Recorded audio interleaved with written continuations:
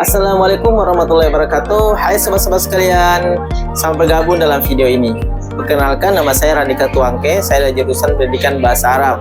Di sini saya akan menjelaskan tentang artikel saya yang berjudul terkait evaluasi pembelajaran program hafalan Al-Quran dengan menggunakan metode Kidfretik pada TPQ Tahfizul Quran Ambon. Baik teman-teman sekalian, program tahfiz ini merupakan salah satu program yang sangat digunakan atau dipelajari dalam satu TPQ, karena ini menjadi tolak ukur bagi tercapainya program yang ada pada TPQ tersebut.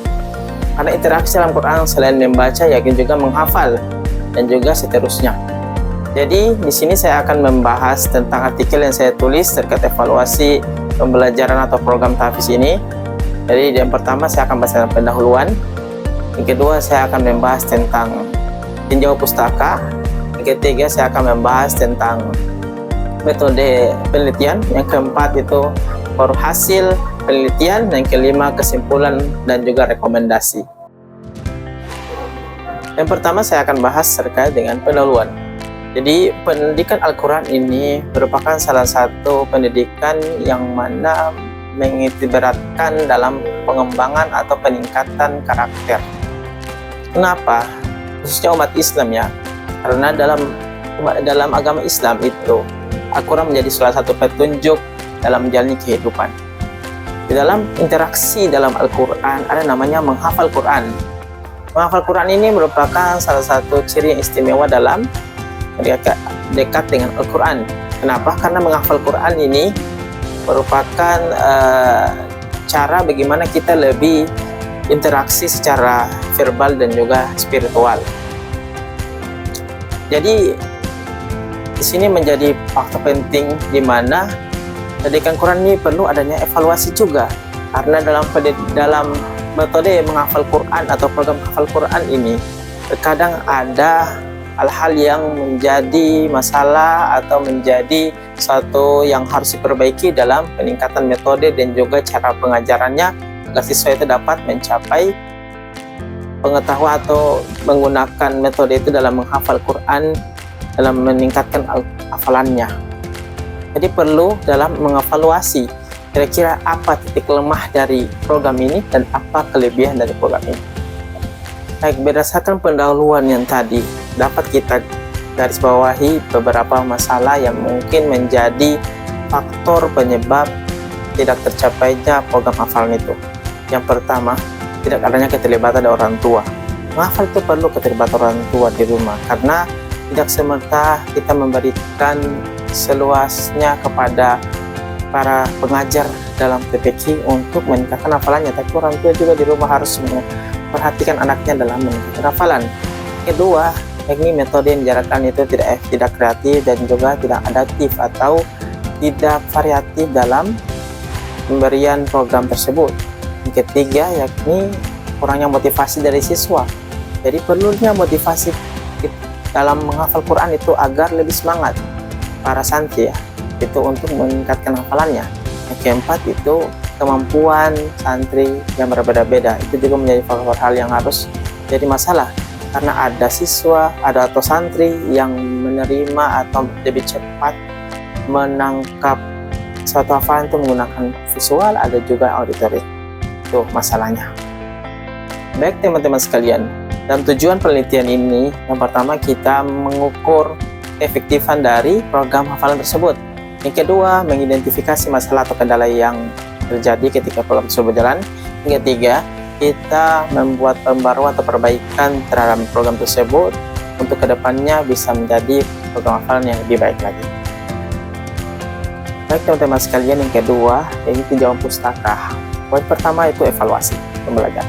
Evaluasi pembelajaran ini merupakan proses sistematis guna untuk mengumpulkan, menganalisis, dan mengidentifikasi suatu pelatihan atau program pembelajaran guna mencapai tujuan yang telah ditetapkan. Jadi evaluasi berfungsi untuk kita mengukur sejauh mana suatu program itu mencapai tujuannya, sejauh mana metode itu telah merealisasikan programnya, apakah ada kendala atau masalah, atau apakah yang harus diperbarui atau diperbaiki dalam program tersebut. Tinjau pustaka yang kedua, yakni menghafal Al-Quran. Menghafal Al-Quran ini sudah menjadi suatu proses yang telah diajarkan sebelumnya oleh Nabi kita, Nabi Muhammad SAW. Ketika Nabi Muhammad diberi wahyu oleh Allah melalui malaikat Jibril, itu dengan menggunakan apa? Menghafal. Jadi Rasulullah menghafal dari pertama mendengar dari hafalan yang telah diberikan oleh malaikat Jibril. Jadi proses menghafal Quran ini sudah menjadi suatu program atau sunnah yang menjadi hal yang penting sebagai kita sebagai umat Nabi Muhammad untuk menghafal Quran demi mencapai surga yang lebih baik.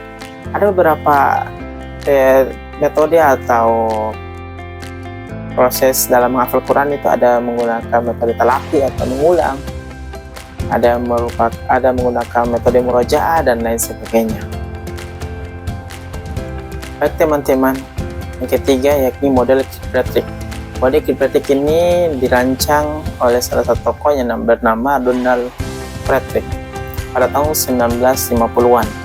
Awalnya model ini digunakan untuk mengukur atau mengevaluasi pelatihan, tapi seiring berjalannya waktu, model ini sudah banyak digunakan dalam pembelajaran dan mengukur tingkat kemampuan pendidikan dari para siswa, termasuk dalam program hafalan yang dibahas dalam video ini.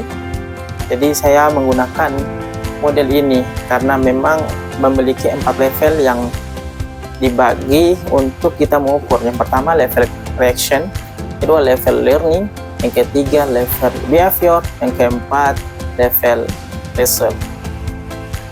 Baik teman-teman sekalian, yang terakhir dalam tinjauan pustaka yakni terkait dengan TPQ Tahfizul Quran di Waringin Ambon. TPQ ini dibangun tahun 2018. Jadi TPQ ini baru pertama ya yang mengajarkan program hafalan Al-Quran di Waringin ini.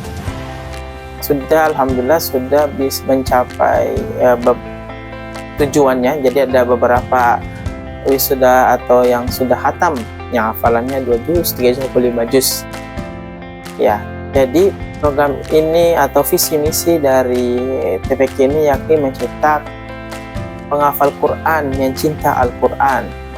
Jadi kedekatan Al-Quran atau interaksi Al-Quran itu bukan saja berhasil dicetak dalam TPQ, tapi juga interaksi Al-Quran diajarkan agar di luar TPQ, baik di rumah, di sekolah, juga aktif dalam interaksi dengan Al-Quran. Baik, kita masuk ke bab ketiga ya, terkait dengan metodologi penelitian atau metode penelitian. Jadi metode penelitian yang saya gunakan yakni menggunakan pendekatan kualitatif. Kenapa? Karena dalam pendekatan kualitatif ini sangat cocok dalam mengukur atau mengevaluasi program tersebut. Karena di dalam penelitian kualitatif itu yang diteliti yakni terkait dengan wawancara mendalam, observasi secara langsung, dan juga analisis dokumen yang ada pada TPQ atau program tersebut. Baik teman-teman, kita masuk ke bab 4 yakni terkait dengan hasil dari penelitian ini.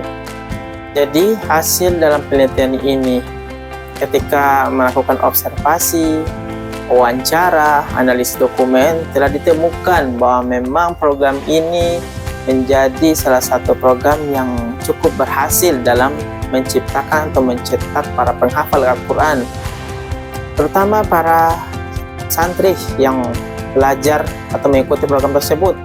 Mereka mengatakan bahwa mereka sangat semangat dalam menghafal Quran dan mereka antusias dalam menghafal Quran karena dengan menggunakan metode ini para santri mereka sangat cepat dalam menghafal Al-Quran. Jadi kurang lebih nanti saya bahas dalam 4 tahap ya, sesuai dengan tingkatan atau level dari model Kilpatrick. Baik teman-teman sekalian, hasil dari penelitian ini yang pertama saya bahas terkait dengan level reaksi. Level reaksi ini ada 2 tahap. Yang pertama reaksi dari para santri dan juga reaksi dari para orang tua. Reaksi santri sendiri sudah saya singgung awal bahwa memang para santri ini merasa cocok dan puas dengan program tersebut.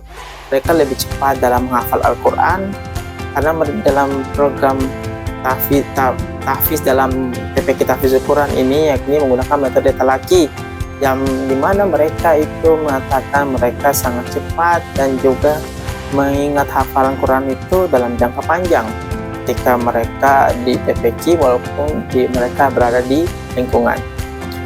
Jadi itu ya hasil dari wawancara dengan para santri.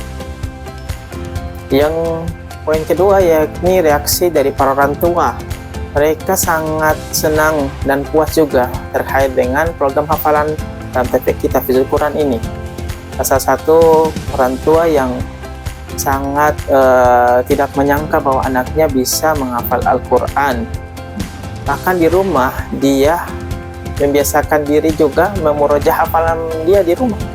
Jadi itulah program Tahfidzul Quran ini diajarkan bukan saja mereka menghafal ketika TPQ, tapi mengingatkan mereka untuk bisa menghafal atau memurojaah di rumah. Dan orang tua sangat mendukung sekali program ini untuk lebih gimana kedepannya lebih meningkatkan program tersebut. Baik, yang kedua dalam proses learning atau pembelajaran. Jadi ada dua, yang pertama observasi secara langsung, yang kedua analisis dokumen. Jadi observasi secara langsung kita lihat di mana para santri itu sangat meningkat secara signifikan dalam hafalannya. Bahkan dalam kurun waktu 1 bulan atau 2 bulan tuh mereka bisa menghafal 1 dan 2 surah dari juz 30. Dan juga para santri itu juga sangat mengingat juga isi kandungan dari Al-Quran. Ada beberapa ayat yang menjadi poin pembahasan dalam program tersebut. Jadi samping menghafal juga ada beberapa tadabbur ayat dalam program tersebut dengan tujuan untuk bagaimana siswa juga bukan saja menghafal Quran tapi juga memahami isi kandungan dari Al-Quran ini. Baik, yang kedua yakni terkait dengan analisis dokumen.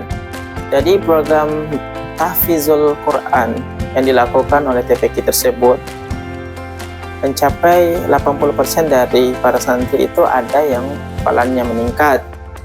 Jadi dalam kurun waktu beberapa bulan saja mereka sudah bisa menyelesaikan juz 30 dan melanjutkan juz yang lain.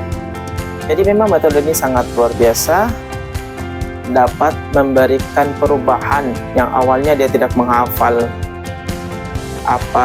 Al-Quran, tapi ketika mengikuti program ini dia meningkat hafalannya.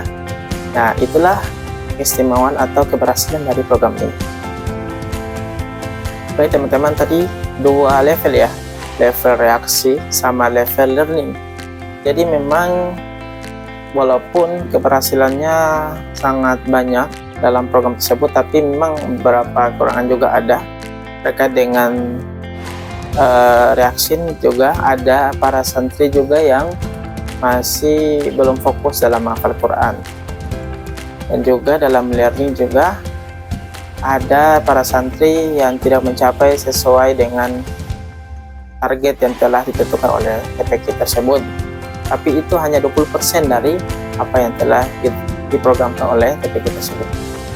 Baik, level ketiga yaitu level behavior atau perilaku. Jadi perilaku yang terlihat dari para santri yang mengikuti program ini juga sangat luar biasa. Jadi pertama dari para orang tua sendiri melihat perilaku santri ini mengalami perubahan yang signifikan ya.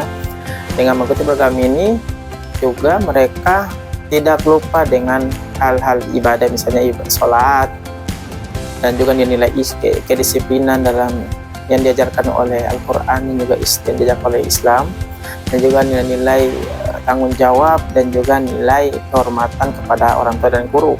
Itu terrealisasikan atau menjadi peningkatan yang luar biasa dalam mengikuti program ini. Dan juga dari pengajar sendiri melihat juga perilaku para santri ini dalam mengimplementasikan nilai-nilai Al-Quran dalam kehidupan sehari-harinya. Ya, dan memang inilah keistimewaan dari Al-Quran. Barang siapa yang menghafal Al-Quran dengan sungguh-sungguh, maka perilaku atau akhlak karakternya akan berubah sesuai dengan apa yang dia bacakan dan dia hafalkan itu. Untuk informasi selanjutnya terkait dengan hasil penelitian, yakni terkait dengan lingkungan TPQ itu sangat mendukung dalam peningkatan atau perubahan perilaku dari para santri tersebut, karena lingkungannya berada di masjid ya tempatnya, sehingga pada saat sholat mereka sholat, pada saat menghafal mereka menghafal. Nah, itulah tujuan yang mendukung dalam peningkatan program hafalan tersebut. Baik, terkait terakhir level result atau hasil dari program Tahfizul Quran ini dalam TPQ tersebut. Jadi di mana mencetak para santri yang menghafal Quran dalam jangka panjang dan juga menghasilkan santri yang mempunyai nilai Al-Quran dan nilai akhlak yang lebih baik terkait dengan menjalankan kehidupan sehari-hari maupun kehidupan sosial. Jadi memang ada beberapa santri yang bahkan bisa mencapai hafalan 7 juz, ada yang 5 juz, ada yang 6 juz, dan itu sangat efektif dalam hasil menjalankan program tahfizul di TPQ ini. Ya, yang berikut wawancara dari pimpinan TPQ. Jadi beliau mengatakan bahwa memang ada beberapa santri yang bahkan sudah masuk ke pesantren dan sudah menghafal 30 juz, luar biasa. Dan juga ada santri yang menjadi imam atau tausiah dari masjid ke masjid. Nah, ini merupakan suatu keberhasilan dari program tahfiz atau program hafal Quran di TPQ ini, bahwa memang bukan saja mencetak santri yang menghafal Quran, tapi juga bermanfaat bagi masyarakat dan juga kepada orang lain. Baik teman-teman, kita berada di sesi terakhir dalam pembahasan artikel evaluasi pembelajaran ini. Jadi poin kelima atau bab kelima yakni kesimpulan. Jadi kesimpulannya memang program tersebut ini mendapatkan hasil positif dalam program hafalan ini. Ya, jadi reaksi dari orang tua dan juga reaksi dari santri sendiri sangat antusias dan juga sangat puas dengan program ini dijalankan. Dari level pembelajaran juga melihat bagaimana para santri ini mengalami peningkatan yang signifikan dalam menghafalnya. Dan level ketiga tadi yakni behavior, merupakan level yang bagaimana melihat santri ini mengalami perubahan secara perilaku dan akhlaknya dalam kehidupan sehari-hari.